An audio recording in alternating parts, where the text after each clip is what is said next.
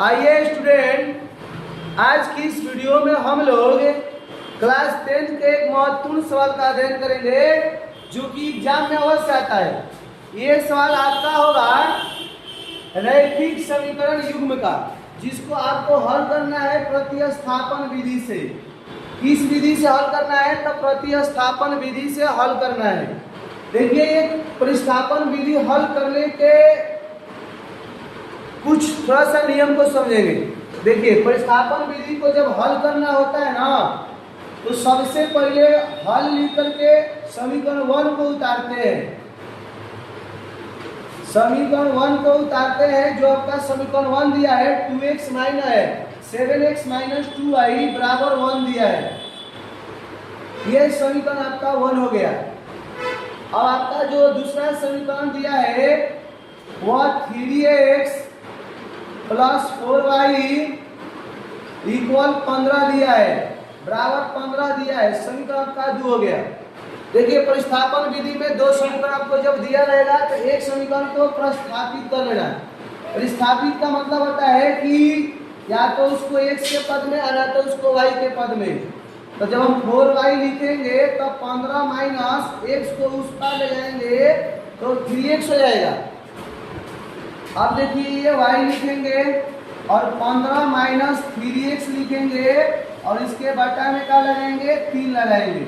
3 नहीं, यहाँ पर देखो 4 दिया है। ये जो गुणांक होगा y का वो बटा में चल जाएगा, तो यहाँ पर 4 हो जाएगा। इसको समीकरण हम 3 नाम दे देंगे। समीकरण 3 नाम दे देंगे। और देखिए, जब आप 2 को प्रतिस्थापित करोगे तो 1 में रखोगे और 1 को करोगे तो 2 में रखोगे। तो देखो ध्यान से, यहाँ लिखेंगे कि समीकरण किसमें? समीकरण 1 में y का मान रखने पर, ध्यान दीजिएगा, समीकरण 1 आता है 7x माइनस 2y इक्वल 1 दिया है।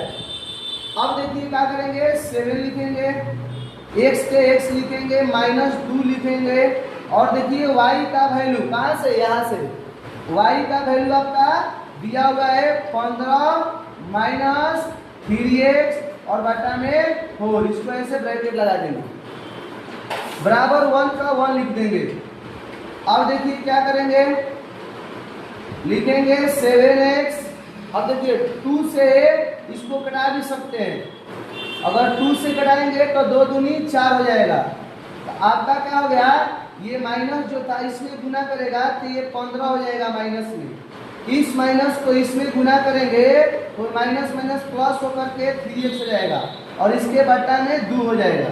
अब यहाँ कुछ नहीं तो 1 लिखेंगे और बराबर 1 का 1 लिखेंगे। अब देखिए क्या करेंगे? इसका एलसीएम लेंगे 2 और 1 का। 2 और 1 का एलसीएम लेंगे तो 2 होगा। अब देखिए, जब एलसीएम लेने के बाद भाग देते हैं तो 2 में 1 से भाग देंगे तो 2 और 7 से गुना करेंगे 2 में तो 7 दूनी 14 और 2 में 2 से भाग देंगे, कट गया। ये आपका हो गया 15 और प्लस का हो गया 3x। देखिएगा ध्यान से, यहाँ पर आपका ये प्लस में नहीं है। ये जो 15 आपका है, ये जो आपका 15 दिया हुआ है, यहाँ माइनस दिया हुआ है तो यहाँ माइनस लिखेंगे। अब देखिए बराबर 1 लिखेंगे 14x। देखिए 14 में क्या जोड़ेंगे? 14 में 3 जोड़ेंगे तो कितना होगा? 17 हो जाएगा और ये क्या हो जाएगा? 15 और 2 उसमें तिरछा गुना करेंगे तो क्या हो जाएगा? 2 हो जाएगा।